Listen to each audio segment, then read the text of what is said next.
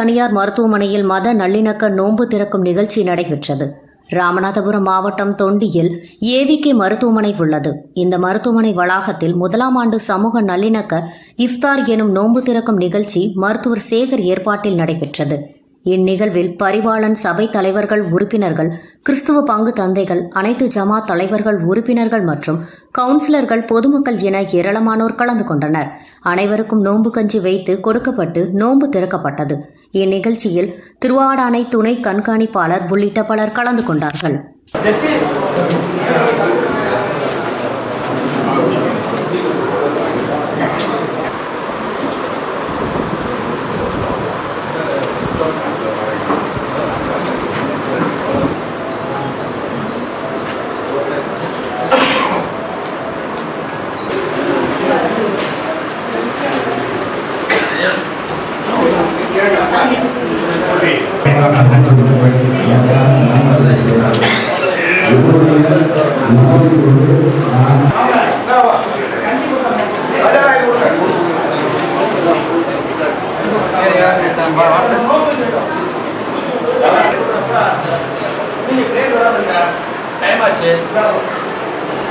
நல்லது.